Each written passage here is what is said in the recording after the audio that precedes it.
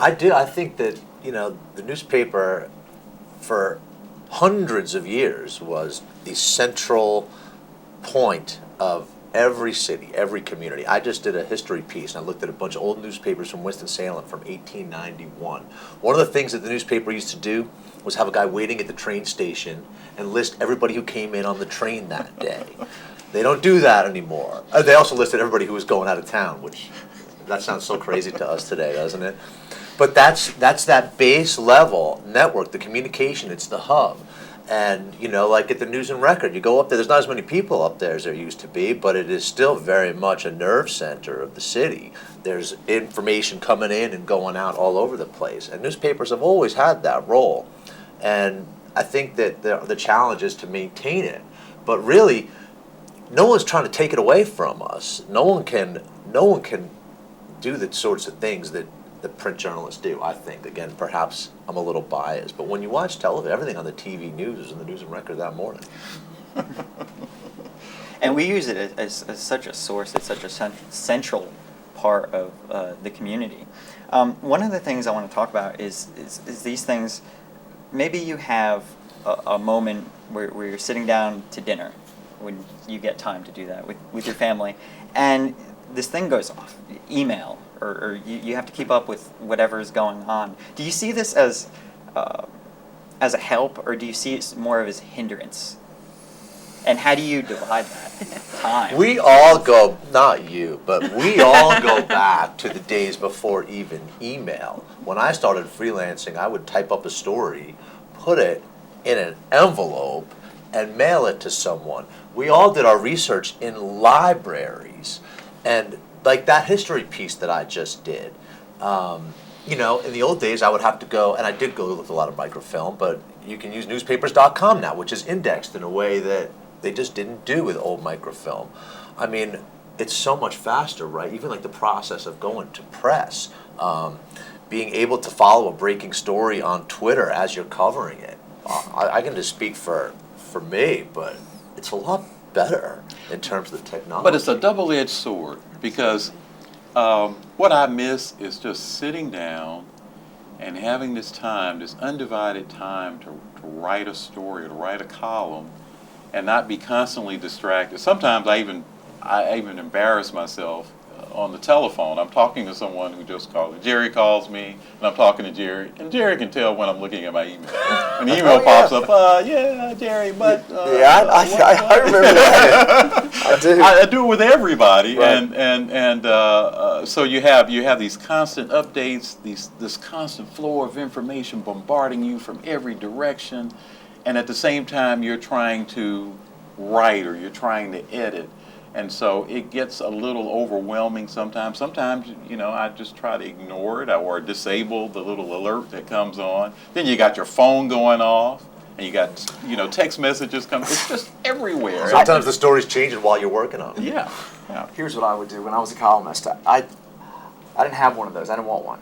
I said, because I would interview people for 2 and 3 hours. Brian knows. So does Alan. I would interview people. I'd be with them all day. I didn't want that ringing on my hip. But what you have to do is you learn to compartmentalize your day. Because I would write, longer pieces, and I would have to do that because that would it's a distraction. You got to learn how to. It's kind of surfing that tsunami, as I always kind of say. You got to learn how to kind of dance with your creative muse instead of fighting her, and she is a she, and she can be a bitch.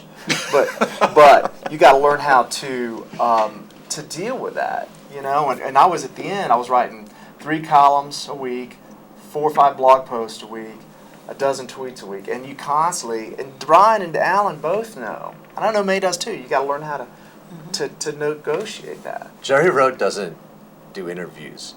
He performs psychoanalysis. Actually. May knows that. Well, I always say to the young guys, I'm like, what you need is like attention surplus disorder.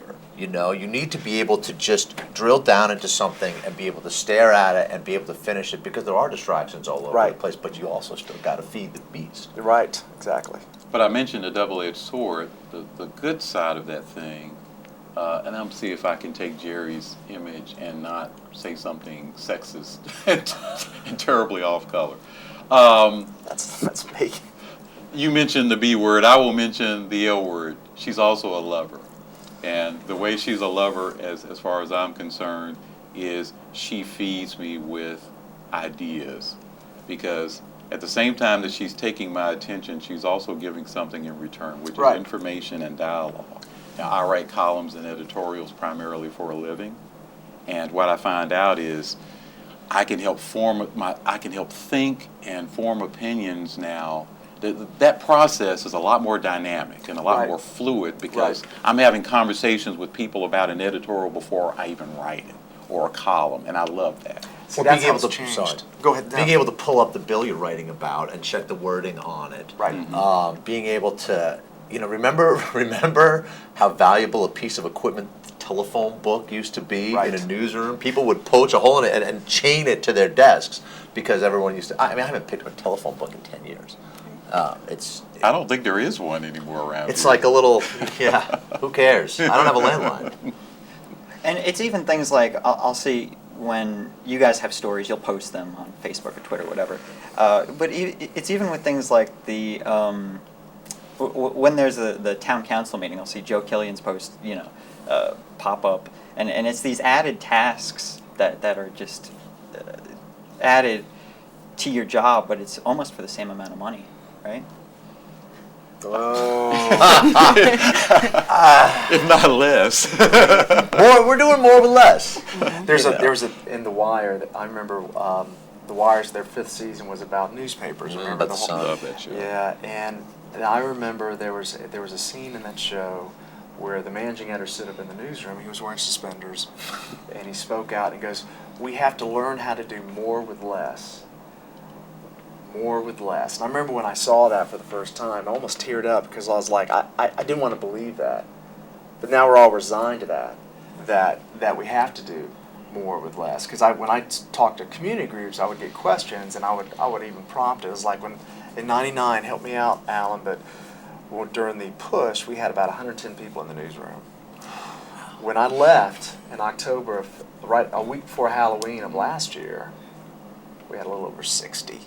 63 and 60 and change, and that was it. It's all about bodies. It goes back to what Brian said earlier, because it is a for-profit business, and we're we have to do more with less, but we have to do more with less people, or fewer people rather. So that's what makes it different. And newspapers make their money from advertising, and there was a time where that was the only place I think newspapers might have invented advertising.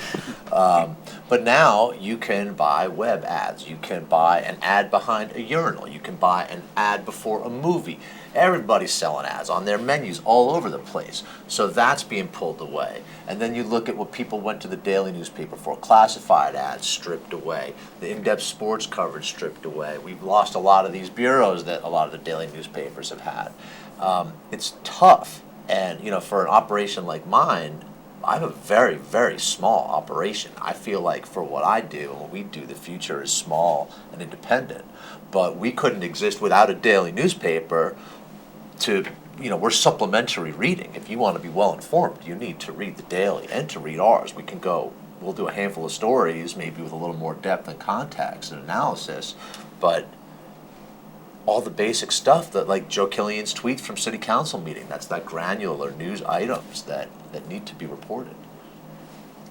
We just have a couple minutes left. There's a question I want to ask you guys, and you, May. And it's that if you could tell the young journalist, someone who's aspiring to become a journalist, what piece of advice would you give them for 21st century journalism? Oh, goodness. That's like speaking to myself.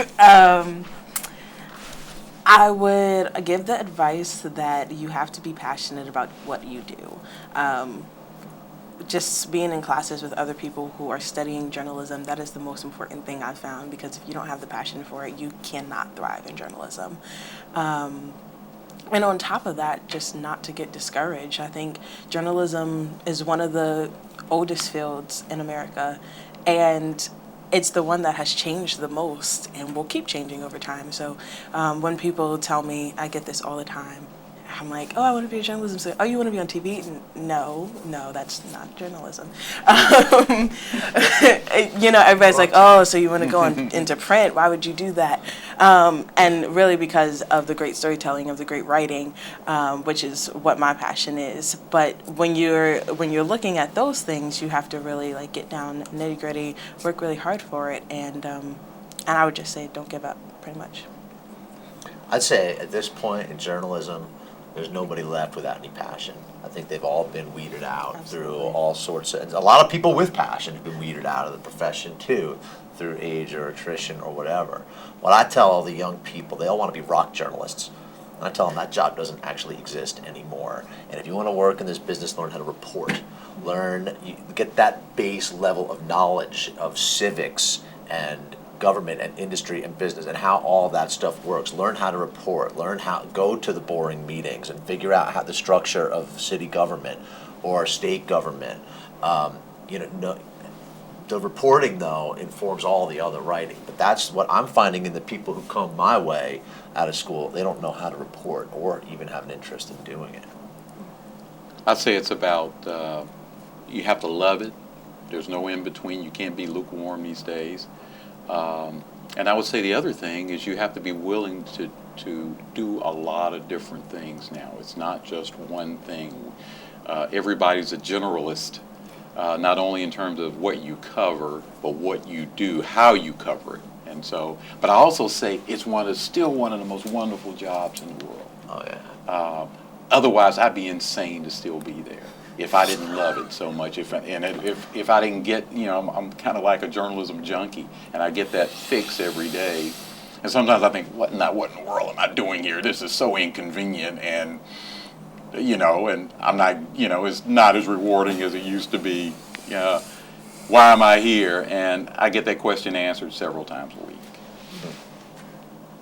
When I left last year, it was the hardest professional decision I've ever made in my life. Because what both May and Brian and Alan have all said is that I think what's good, there's something innately human of why we are all journalists, because we want to make a difference in the community.